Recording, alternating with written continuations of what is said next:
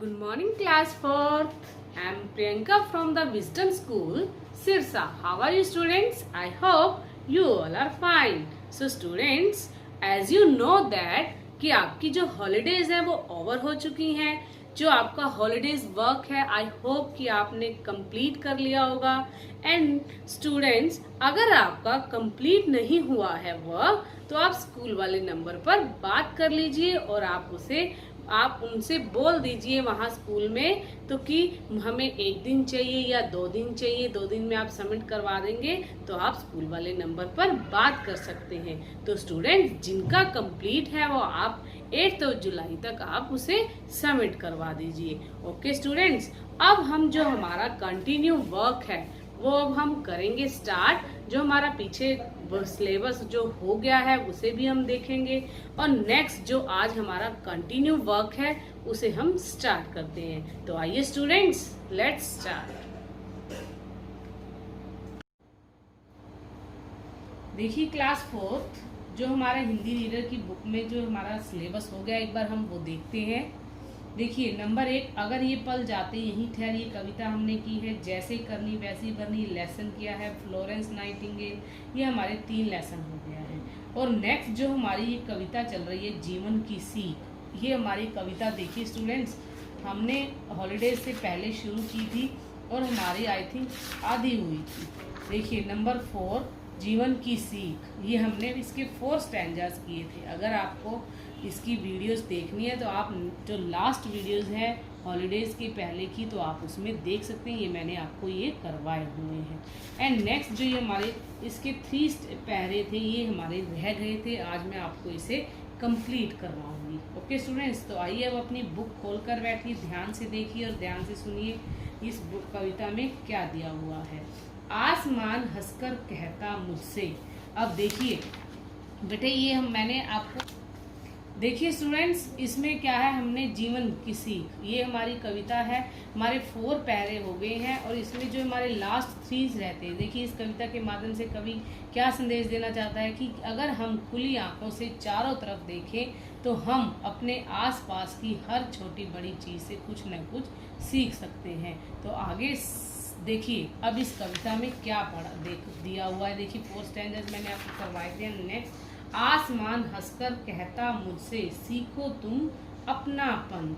धरती कहती है धीरज से, धीरज होता है सहन शक्ति, धीरज से फैला लो अपना मन.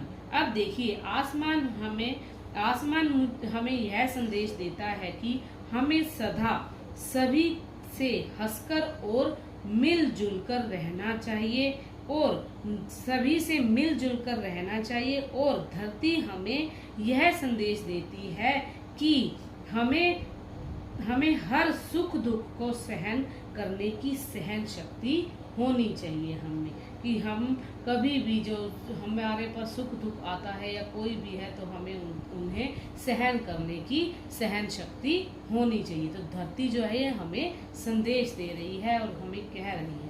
देखिए आगे, खिल खिल हंसते फूल बताते हर सुख में मुस्काना. कोयल कहती सीखो मुझसे नए विषयों का गाना. अब देखिए विषय क्या होता है स्टूडेंट, संसार. अब देखिए खिल खिल हंसते फूल बताते हर सुख में मुस्काना. अब देखिए फूल हमें हंस हंस कर यह बताते हैं कि हमें हर सुख और दुख में मुस्कुराते रहना चाहिए. और कोयल कहती सीखो मुझसे नए विषय का गाना. देखिए कोयल हमें यह संदेश देती है कि हमें हमेशा सभी के साथ मीठा और प्यार से बोलना चाहिए. ओके स्टूडेंट्स, सभी के साथ जो भी हमारे संसार में कोई भी जो है तो हमें सभी के साथ मीठा बोलना चाहिए, सभी के साथ प्यार से बोलना चाहिए. कोयल हमें यह सिखाती है. अच्छी बातें अगर सभी की सीखी हमने भाई तो धरती पर प्यार सरीखी महकेगी अमराई. अब देखिए इसमें सरीखी क्या है, समान. जो अमराई क्या होता है, जो आमों के बाग होते हैं उसे अमराई बोलते हैं. अच्छी बातें अगर सभी की. अब देखिए इसमें कवि क्या कहता है कि यदि हम सभी से अच्छी बातें सीखेंगे तो पूरी धरती पर प्यार ही प्यार होगा और और तो धरती पर प्यार सरीखी महकेगी अमराई। अगर हम इस पर प्यार से पूरी तरह धरती जो है महक उठेगी, जिस तरह से जो बागों में जब आम लगते हैं तो पूरा बाग जो है महक उठता है, उसी प्रकार हमारी मीठी बोली से अगर हम मीठा बोलते हैं तो पूरी धरती जो है महक उठती है। तो स्टूडेंट्स, जो ये हमारी कविता है, ये 3 पैरे जो हमारे रह गए थे कंप्लीट हो गए हैं। एंड नेक्स्ट जो ये इसके शब्दार्थ हैं, आपने इसे करना है, श्रुतलेख है, और ये देखिए ये हमारे मौखिक प्रश्न है। नदी की तरह बहते रहना से कवि को क्या तात्पर्य है? अब देखिए स्टूडेंट्स, अब देखिए नदी की तरह बहते रहना से कवि का क्या तात्पर्य है। अब देखिए नदी की तरह, जिस प्रकार नदी हमेशा बहती रहती है, चलती रहती है, हमें भी उस प्रकार निरंतर चलते रहना चाहिए, निरंतर काम करते रहना चाहिए। ख प्रश्न, आप दूसरों की भलाई किस प्रकार कर सकते हैं?